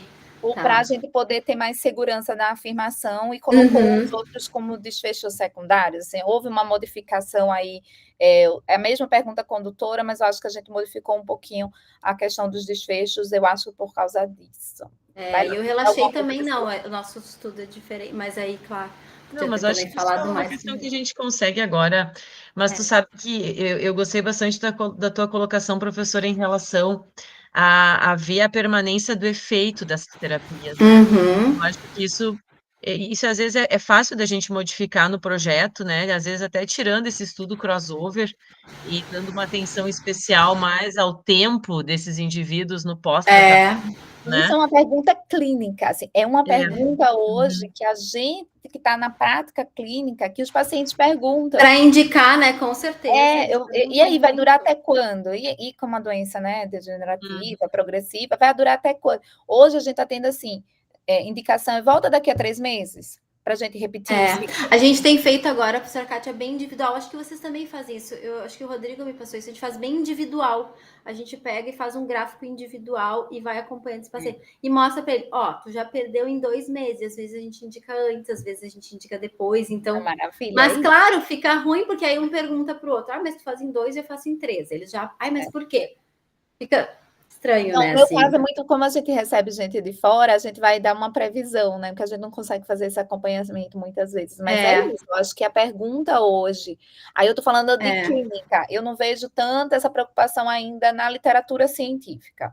Se eu vou falar de clínica, hoje, dentro dessa área, é muito isso. Por que uns respondem, outros não? E isso é angustiante, porque eles vêm com muita expectativa, e uns não vão responder, a gente não sabe por quê. É isso, e quanto tempo? Às vezes ele sai deslumbrado, nossa, que maravilha! Quanto tempo? Uma vez um anjo chegou para mim e fez, quando é que eu vou perder meu sapatinho, né, de cristal? Porque ela estava super feliz e ela sabia que ela ia perder o sapatinho dela. Ela falava para mim, quando? E eu disse, nossa, eu não sei te falar quando. Ela disse, mas me diga quando é que esse sonho vai acabar? Não sei. Eu não sabia responder, então essa é uma pergunta legal. E como a Mari está muito, né, na parte clínica, a gente sempre tenta fazer essa mistura, assim, né? Que o trabalho de doutorado ou de mestrado, enfim, dos alunos respondam algo que é tão importante para a clínica do aluno, né? Ela está no dia a dia com esses pacientes, assim. Então tá, muito obrigada, professora. Obrigada, professora Kátia. Tá? E aí a gente volta a se falar, pode deixar. Eu entro em contato com certeza, estamos juntas. Tá. Com certeza. Muito bem, vamos passar então para a nossa banca interna. Professora Aline, de novo, muito obrigada e fica à vontade. Bom, então, bom dia. Obrigada, professora Fernanda, obrigada, Mariana. Eu não tenho muita coisa para falar depois da arguição da professora Kátia, sobrou pouco para mim. Mas eu vou só falar algumas coisas que eu acho que são importantes de serem repetidas para fortalecer a questão de que é interessante que vocês pensem sobre esses aspectos, né? A primeira coisa que me chamou a atenção foi justamente essa questão de ser um estudo crossover, que tem um período de follow-up de 3 meses, e o washout também é de 3 meses. Então, fiquei pensando, vai ter um efeito aí que vai vir carregado da terapia. Então, como é que tu vai avaliar o paciente com 3 meses, e eu acho que tu espera que tenha resultado ainda, né, que esse resultado ainda exista do tratamento em 3 meses, tem efeito, né, em 3 meses, e aí tu vai pegar essa pessoa que ainda está sob efeito da terapia e vai colocar ela de novo no estudo. Então, eu acho que esse período do follow-up e o washout tem que ser diferente. O washout tem que ser mais longo, se tu queres continuar com esse desenho em crossover, né? E aí na tua análise estatística, tu tem que fazer um modelo para tentar pegar esse carry-over effect, né? O quanto que veio o efeito da terapia, que acho que é o que a professora Kátia falou também. Então, na tua análise estatística ali, tu tem que trabalhar um pouco isso. Depois de questões gerais, assim, tem que constar a questão do registro, como a professora Kátia trouxe, e também o consórcio para ensaios clínicos crossover, tá? Então, já não perde isso de vista, porque depois isso é o que vai precisar para o artigo também. Agora vamos... Eu não vou repetir muita coisa, tá? Vou só repetir coisas que eu acho que são realmente importantes. Quando tu fala ali na tua introdução, tu fala um pouco sobre TMS, não é muito, né? Mas fala um pouco sobre TMS. Eu acho que, considerando que teu estudo não usa TMS, eu não colocaria nada sobre TMS, tá? Porque pode levar as pessoas a entenderem que... Se confundirem. Na hora, e quando tu fores escrever o teu artigo também, é melhor concentrar só na metodologia que tu vais usar, né? Então, eu não colocaria nada de TMS ali. Tem uma pergunta agora que talvez não tenha saída para ela, mas digamos que o teu trabalho caia na hipótese nula ali, tá? Que não tem mudança na gravidade, ou seja, não funcionou, por alguma razão. Se eu fosse revisora do teu artigo depois, porque tu vai precisar publicar ele, né, e tem que publicar, porque mesmo que não tenha efeito, tu vai ter que publicar. Como é que tu vai ter certeza que realmente tu entregou a corrente que tu te planejou a entregar? Que tu realmente conseguiu fazer a estimulação? Não, é porque... Não, aqui o aparelho, ele vai te dizer se tá em resistência, ele tá ligado ali, tu consegue ver a corrente, né? Se ele tiver uma resistência muito grande, ele para, ele não deixa a gente continuar. A gente tem que... Aí a gente arruma a resistência, bota soro, afasta cabelo, cola mais os eletrodos. Tá, então esse equipamento que tu tens, ele consegue te dar um feedback da corrente que está sendo entregue? Sim. Tá, mas de qualquer forma, tu não tem nenhuma medida de estabilidade daquelas áreas que estão sendo estimuladas, né? Eu acho que isso aí já... eu teria que... porque aí você entraria ali na CBI, que eu teria que ter fazer um... Eu não tenho nenhuma magnética ainda.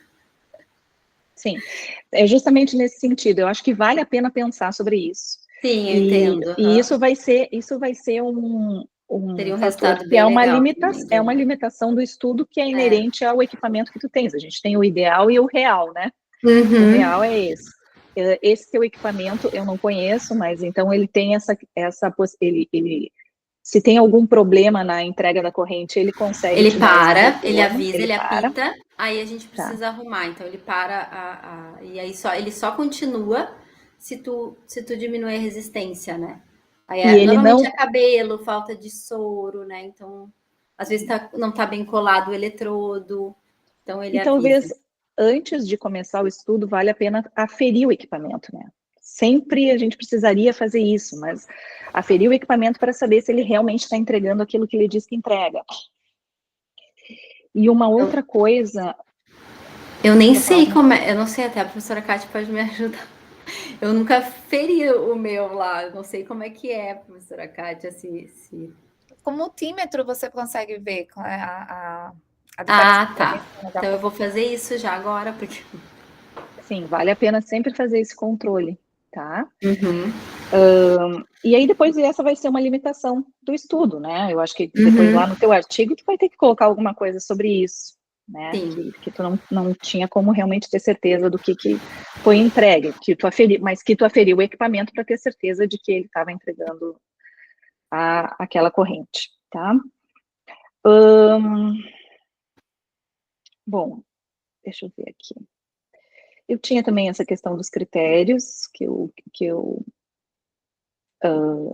queria falar, e aí fiquei com uma dúvida, mas já entendi, escutando a arguição da professora Kátia, e escutando a tua apresentação também, que esse desfecho, a SARA, ele é modificável, né, porque fiquei pensando, que, já que ele avalia, né, a gravidade da doença, o quanto ele podia ser modificável numa doença como essa, né, mas nesse período, com os estudos que tu mostraste, eu acho que ele é possível de ser modificado mesmo. A única coisa que me ocorre é que, se tu pegares uma pessoa que ainda está carregando o efeito da terapia, ela possivelmente no segundo grupo, ela vai ter uma janela de melhora menor, né, porque ela pode chegar no platô, ela possivelmente vai chegar no platô mais rápido, ou ela tem menos abertura ali, né, para ela melhorar. Então, eu acho que, sugestão, tá, vocês poderiam repensar o desenho do estudo. E aí eu tenho uma sugestão, que eu acho que vai muito ao encontro do que a professora Kátia trouxe. Eu não sei se precisa daquele grupo só TDCS.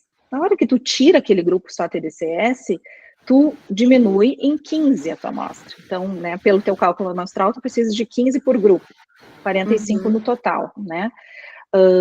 Tá, mas são 15 que vão rodar em todos os grupos. Se tu deixar só 2 grupos, vai precisar de 30, é o dobro, né? Mas é mais execuível do que precisar de 45 para um ensaio clínico que não seja crossover, né? Então, eu acho que não tem a necessidade realmente daquele grupo 1, que é só estimulação, porque a literatura, né, traz que a estimulação, ela potencializa o efeito da fisioterapia, mas que ela sozinha... E a pergunta que a gente tem que responder, né, do ponto de vista clínico, é se para o paciente vale a pena colocar alguma coisa em cima da fisioterapia neurofuncional, né? Porque esse é o tratamento que está assumindo que ele funciona, e ele funciona. Então, esse tratamento é bom. Ele é de mais fácil acesso do que a TDCS, ele é de menor custo do que colocar a TDCS em cima. Então, o que eu acho que é talvez a pergunta mais interessante de se fazer é, será que o TDCS, ele bota uma camada a mais e ele faz com que a pessoa, ela melhore mais rápido ou melhore mais? Porque eu acho que as duas coisas são importantes, né? Saber a velocidade com que a pessoa melhorou é uma coisa importante, e também se ela melhora mais. Ao final, as duas coisas vão, né, contribuir com a tua hipótese. Mas talvez tu possa tirar esse grupo 1. E, bom, o teu equipamento não permite fazer sham. Permite. Mas então por que tu não faz? Eu sabia que essa pergunta, né? O teu grupo 2 pode ser o protocolo mais sham, e o grupo 3, o protocolo mais estimulação real. Aí tu tem um duplo cego, o paciente não sabe se ele está recebendo ou não está recebendo. Tá? Então eu acho que vale a pena. Eu tenho um problema, assim, ó. O único problema que eu tenho, tá? Que até agora a professora Kátia pode me ajudar. É que. Não tenho mais. É que lá na clínica, a minha sócia vai me ajudar. E ela está sempre por ali, né? E vai acontecer lá as coletas. Então, ela é a pessoa que é a avaliadora. A avaliadora que vai avaliar os testes depois, vai ver o mini-best, vai ver a SARA. Então, só o meu medo, ela não tá cegada, né, em relação a isso, porque o aparelho, ele apita, né, professora Kátia, quando tu bota ali o tempo, ele apita e para, né? Eu não sei como é que tu faz o sham, como é que vocês fazem o sham, mas eu acho que dá para você silenciar Dá para silenciar? Isso é bom. Era um pouco do meu medo em relação a isso, assim, do cegamento, porque ela tá o tempo todo por ali, sabe? E aí ela ia ver, né? Claro, ela ia ver que, tá, esse daí é sham, né? Porque ela vai ver que parou o aparelho. Então, claro que eu posso usar agora uma sala, agora eu tô numa clínica diferente, já mais afastada, eu posso também pensar nisso. Então, mas na época que a gente fez o desenho, não tinha isso, era pequeno, ela estava sempre ali, ela provavelmente ia escutar. E aí a gente ia ter essa perda de cegamento. Tá, então dá para fazer o sham. Pensa aí sobre agora essa já dá. Tá? Mas, bom, como eu sei da tua realidade, né, eu sei que esse trabalho, ele vem realmente para complementar a tua prática clínica, que tem bastante prática clínica no assunto e tudo mais. E aí, de novo, me ocorreu a pergunta do grupo 1. Esses pacientes que iam fazer só a eletroestimulação, eles não seriam da tua clínica. Na verdade, eu vou pegar Ou melhor, todos, ele é um crossover, né? Eles vão ser, mas não é que eles não vão ser da tua clínica, eles vão ficar... Mas não é o que eu faço lá, né? É isso? Não é Não, a minha... eu quero dizer assim, ó, tá, eu sou tua paciente lá, e eu faço o teu protocolo lá que tu tem para ataxia. E eu vou participar do estudo. Digamos que a minha randomização seja, eu vou cair primeiro no grupo 1. Eu não posso fazer o protocolo de neurofuncional pelos 10 dias e nem durante o follow-up. Pois é, mas a gente não tirou a físio do follow-up. Mas é o mesmo protocolo, é isso que eu tô querendo te dizer. Quer dizer, ou é muito parecido, porque eles são da tua clínica. Sim. São os exercícios que tu faz, não são? São. Na verdade, professora Aline, o que eu pensei num primeiro momento, tá? Porque eu tenho uma ligação forte com a PAD, que é a Associação de Ataxias. O que eu ia tentar primeiro, tá? Para alcançar o N? Eu ia tentar pacientes que não fizeram ainda a neuromodulação, porque tem muita gente lá que não tem condições financeiras. Então, eu ia tentar pegar esse público, né? Primeiro, para ver se eu conseguia o N possível. Então, seria uma estratégia. Então, esses pacientes não estariam na clínica, seriam pacientes da PAD. Tem bastante paciente lá e a PAD é bem parceira da gente. Então, eu acredito, já falei do doutorado, tem a gente até me procurando já, porque já sabe do doutorado. É muito interessante, eles querem muito fazer neuromodulação. Então, talvez, eu acho que é uma dica boa de daqui um pouco a gente fazer o possível para conseguir essas pessoas e não pegar as pessoas da clínica, né, que estão em tratamento lá. Seria o ideal. Né? Seria o ideal. Seria o ideal. Porque senão tu vai ter um viés ali que tu não vai ter como com certeza. Mas aí eu me pergunto assim, alguns desses pacientes fazem FIS em outros lugares, eu sei, né? Fazem, por exemplo, na UFSPA, e aí eu vou manter, aí aquilo que eu pensei, vou manter eles fazendo, e claro, depois eu vou ter que registrar quantas vezes fazia por semana, né? Se mudou alguma coisa, se não mudou, né? Então, ter esse... É que, considerando a condição que eles têm, nem é eticamente adequado tu pedir para que eles não façam fisioterapia nesse período, né? Não tem como, então, não tem como fazer. Mas eu digo, eles estarem fazendo o mesmo protocolo ou sendo tratados por ti lá na clínica, daí eu acho isso pode dar, com muito, certeza, né? com certeza. Eu acredito que eu consigo, se a gente conseguir ficar no N, né? Claro que facilitaria, né? Porque assim, mas... E aí tu tens que fazer tem que monitorar o nível de atividade física deles, de alguma forma, se estão fazendo fisioterapia ou não. Então, durante o período que eles estão em tratamento contigo e depois. Tá? E tem uma questão ainda do follow-up, que eu acho que essa é uma pergunta realmente bem relevante, né? O quanto dura o tratamento? Para dar previsibilidade para o paciente e até para ti, né? Quando que ele tem que renovar a estimulação. Para te poderes evitar muitas perdas, porque tu vai ter problema para publicar se tu tiveres uma perda maior do que 15%, né, 20%, talvez valha a pena pensar em simplificar um pouco o teu follow-up, porque eu entendi que tu vais fazer as mesmas avaliações, né, nos 3 momentos. Então, talvez para diminuir uma barreira né, nessa questão das perdas, porque a gente sabe que é bem difícil depois de 3 meses, principalmente se eles não vão ser teus pacientes lá, tu ir atrás deles e eles voltarem só para uma avaliação, talvez valha a pena simplificar aí a avaliação do follow-up, tá? E é super válido isso, não tem nada de errado, tá? Tu vai aí escolher o que tu vai fazer e faz o follow-up. Tem gente que faz follow-up só pelo telefone, né? Para algumas situações, não daria talvez não desse para fazer nisso, mas, enfim. Outra pergunta, e eu acho que daí estou terminando, tá? Porque a gente está quase no horário. Efeitos adversos da estimulação no cerebelo. Assim, a gente vai dar a gente botou lá, né? Mas os efeitos adversos, os que a gente sabe, né, professora Kátia, são mínimos, né? Na verdade, o que pode acontecer? Vermelhidão no local, e tudo isso eu vou explicar para eles, né? Dor de cabeça, isso pode acontecer também. e também cansaço excessivo, né? São os mais relatados. Tá. E vertigem, náusea, tontura? Olha, não... Na minha prática, eu nunca vi. Não? Eu vi... não sei se a professora Kátia já viu, eu não Pode vi. Eu vejo acontecer, são raros, tem descrito alguns casos na tem literatura. casos, então de repente eu posso colocar, mas eu não vejo, eu vejo muito mais o cansaço. E claro, às vezes a pele fica vermelha mesmo depois da estimulação, né? Então só tem que cuidar para não machucar, né? Mas é mais o vermelhidão e o cansaço que a gente que relatam mais, mas eu acho que eu vou botar essa questão então da Acho que vale a pena. tontura, né? Vale a pena. Uhum. Tá. E duas sugestões mais, tá?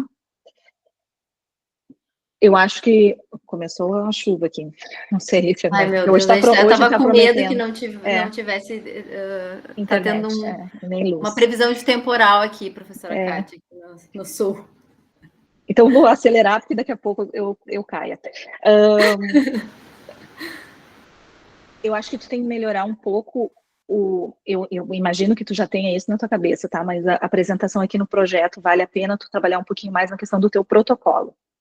Porque tem ali algumas imagens e tal, mas não dá para saber exatamente como que o protocolo de fato ele é realizado. E acho que é interessante tu teres critérios de performance para a progressão dos exercícios, tá? Isso acrescenta, dá um pouco mais de peso depois, inclusive para a tua publicação, porque vai chegar lá no clínico, ele vai ver um resultado legal e talvez ele queira se inspirar no teu protocolo, né? Ele tem que fazer uma descrição bem direitinho, inclusive, como vai ser feita, como vai ser organizada a sessão da cinesioterapia, com qual a lógica que vai ter por trás e quais os critérios de performance para progressão, que eu acho que foi legal que tu já contemplou aqui, que vai ter progressão, né? Mas tem que estabelecer bem direitinho os critérios. E a última coisa diz respeito ao cronograma. Duas coisas, na verdade, cronograma e orçamento. Cronograma, eu sugiro que vocês, agora, já na submissão ao Comitê de Ética, contemplem pelo menos 6 meses a mais, ou até 1 ano, porque vocês vão continuar trabalhando nesses dados, e aí, se o projeto não está vigente lá no Minha UFSPA, isso pode ser um problema para a professora Fernanda. Inclusive, vocês conseguem pedir um bolsista de iniciação científica no último ano, que é sempre de agosto a agosto, tá? Então, sugestão. E, por fim, no orçamento, para que o CEP entenda que esse projeto é execuível, tem que dizer... Tá chovendo bastante aí já. Gente, tá um vento muito forte que eu não te ouvi, peraí. A última coisa, para que o CEP entenda que o projeto é execuível, ali no orçamento, tu tens que dizer o que já está disponível. Porque, vai ser financiamento próprio, mas tu vais, então, investir mais de 30 mil reais no projeto? Ou vocês vão submeter para uma agência de fomento? Disponível, não, sim, já tem, né? Tu já tens o sensor, sim. já tem o aparelho de TDCS, então, isso aí dá mais... passa mais a mensagem de que o projeto é execuível. Sim. Uma outra coisa que vale a pena pensar, que a professora Kátia trouxe, e agora realmente é a última que eu estou prometendo, mas termino, é pensar como que os desfechos vão ser agrupados para gerar os produtos científicos, tá? Isso é um exercício bem legal para o aluno da pós-graduação.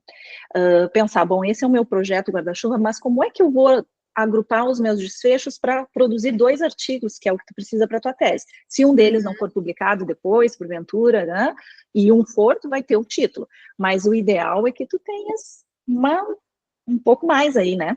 E não gaste tudo num artigo só. Então, acho que vale a pena, não precisa estar no projeto, porque não é um requisito para o CEP, mas como um exercício, acho que para o aluno de pós-graduação é legal fazer esse exercício de como vai agrupar os desfechos de uma forma que faça sentido também, né? Em cada um dos artigos, para passar uma mensagem. Ótimo. Tá bom? De minha parte era isso. Eu adorei participar, tá muito fácil de ler, eu li super rápido, assim, é uma leitura que fluiu. Gostei muito da banca, aprendi muito com a Kátia. Muito obrigada, e obrigada mais uma vez por lembrar do meu nome. Obrigada. Eu queria também agradecer. Queria agradecer primeiramente a professora Fernanda por ter aceitado esse super projeto, né?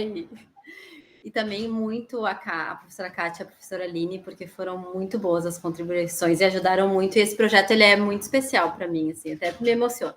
Eu tenho assim uma paixão muito forte assim pela ataxia e pelos meus pacientes lá, então é um propósito. Então, estou bem feliz, me emocionei.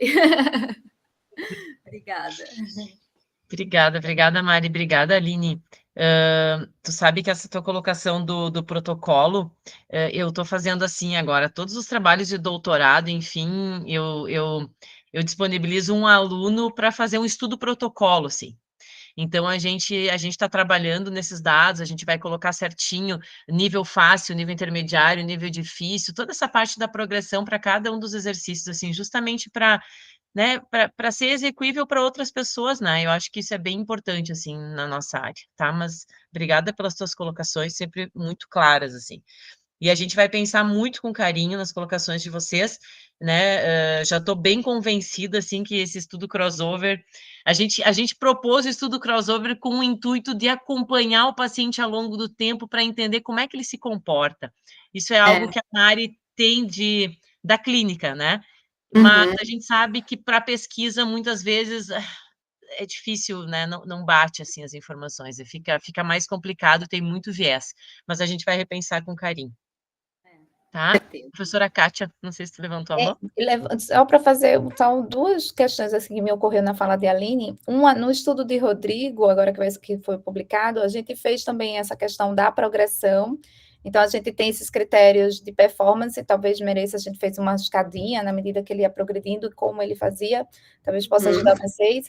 E uma coisa que talvez que queria provocar, talvez vocês fazer um estudo econômico, assim, não vai custar nada do que vocês estão fazendo aí, eu posso até botar contato, acho que a Fernanda travou, o contato com um grupo que está ajudando a gente, mas isso é algo que a gente está tentando trabalhar a nível Brasil, como a Aline falou, o quanto vale acrescentar mais uma técnica, né, se esse custo vale de forma, né, efetiva, e a gente não tem custo, até porque a gente está lutando para o SUS, né, para implementar na ANS, e uma das coisas que está batendo, que a gente não consegue progredir, é o fato de a gente não ter estudos de custo-efetividade. Então, eu faço um apelo aí para quem está fazendo neuromodulação, está estudando, que faça é só botar mais um desfechozinho, você já tem a análise de qualidade de vida, né? As escalas são clínicas, então, botar só mais ver o custo de uma terapia e o custo da terapia com o acréscimo, e para a gente poder depois, no final, ver se de fato a gente consegue ter esses dados para poder aí ver se vale a pena, né, a inclusão na saúde suplementar e também aí no SUS, tá? Só. Depois eu posso dar mais detalhes para vocês. Perfeito, não, perfeito, professora Kátia, pode deixar, nós vamos fazer isso sim. Agora, acho que a professora Fernanda caiu porque está tendo um temporal aqui. Ela voltou, ela está aqui em outro. Ela está aí? Sim, ela veio pelo telefone. Achei que tinha acabado. Está sem microfone. Está sem microfone. Não tem microfone. Não deu? Ela disse que está dizendo Nossa, que não tem microfone. Nossa, que é essa, Jesus? É isso, né? Tá. É que agora tu sabe que né, o Rio Grande do Sul está sempre assim agora. Não é que a Kátia calor, Deus, não tem esse problema aqui, não. Temos outro. Então, vamos fazer assim, a gente tem que ir para outra sala ali. Kátia, que a Fernanda colocou o link, e depois a gente volta para essa, tá? Se eu conseguir voltar, se eu não conseguir voltar, daí a gente vê como é que faz. Daí eu assumo a partir de agora, se a professora Fernanda não conseguir voltar, daí eu faço a finalização, tá, Mariana? Não te preocupe. A gente não vai ter que repetir, não vai ter que repetir a qualificação. Tá bom. A gente sai dessa linha, vai para outra e depois volta? E voltamos. Tá, isso aí. Tá. Vamos lá. E nós ficamos aqui, né? Deu. Não tá, professora? Não tá funcionando? Tá ouvindo agora? Tá, agora estamos ouvindo. Meu Deus, eu vou ter que entrar lá onde elas estão, só um pouquinho, tá? Porque caiu um raio aqui, foi ensurdecedor o negócio. Já volto, tá? Peraí, vou lá com ela. Tá.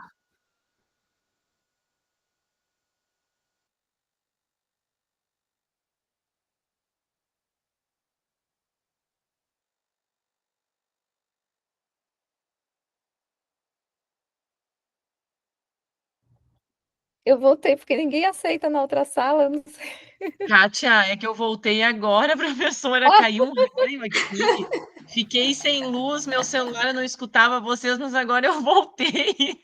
Assim, a Aline me convidou para outra sala, mas está rodando lá, ninguém me aceitou. Eu voltei para saber se está tudo certo. A Aline voltou Olha aí, também. Aline, eu consegui voltar aqui. Gente, que loucura que tá olha... Tá, eu tô lá na outra sala. A gente vai Aline, junto? Tá copia rodando o meu, não está conseguindo nem É que ninguém eu tá me tenho que aceitando. aceitar, Aline, porque eu que criei. Copia para mim o link no chat aqui de novo, Aline, porque eu perdi o que eu mandei para vocês. Faz favor, eu já estou entrando lá. Nossa, foi estrondoso, assim, eu pensei, meu Deus, agora vai cair alguma coisa aqui. Agora parou aqui, não tá mais ventando Não, tanto. ultimamente é só isso, não existe mais chuva comum aqui no sul. Nossa senhora. Tô lá, tô pedindo para entrar. Tá, vamos lá, tô indo lá.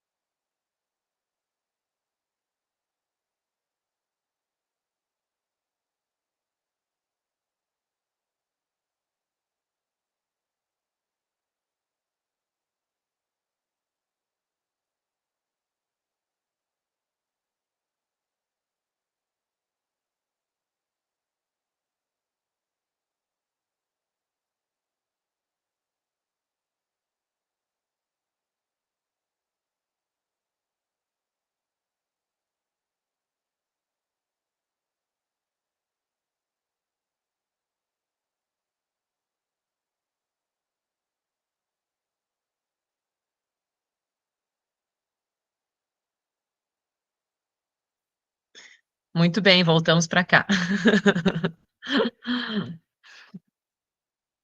Muito bem, então, Mariana, então a banca então se reuniu na outra sala e após a tua defesa e a erguição da banca, a tua qualificação foi considerada aprovada. E só com a observação que a gente, né, revise um pouco, principalmente pelas colocações que a banca interna e a banca externa fizeram, né, em relação ao desenho do estudo e dos trabalhos que já estão, né, sendo publicados, enfim. Então, acho que a gente só tem que rever um pouquinho essa parte, tá? Parabéns, Mari. De novo, do fundo do coração, muito obrigada, professora Kátia, obrigada, professora Aline. E acho que foi uma banca rápida, foi uma banca muito proveitosa, né? Se todas fossem assim, estaria ótimo. Muito obrigada, foi muito bom mesmo. É um prazer. Então, Obrigada obrigada, então, também, adorei. consideramos encerrada, tá? A tua defesa. Tá bem? Então tá, gente, Tá, muito muito obrigada. obrigada. Um abraço para vocês, Tchau, tudo de bom. gente. Até mais. Tchau, Tchau, tchau. tchau, até mais. Mari, fica aí.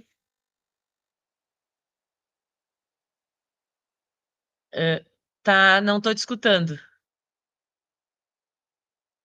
Várias mudanças, mas acho que Não, Mari, várias foi não. válido. Várias não. Se a gente tirar o crossover, a gente resolve todos os problemas que elas falaram. Eu acho também. E a Aline fez uma colocação bem importante agora na outra sala. Ai, deixa eu só parar a gravação. Só um pouquinho. Ali, quando a gente estava conversando, a Aline fez uma colocação muito legal.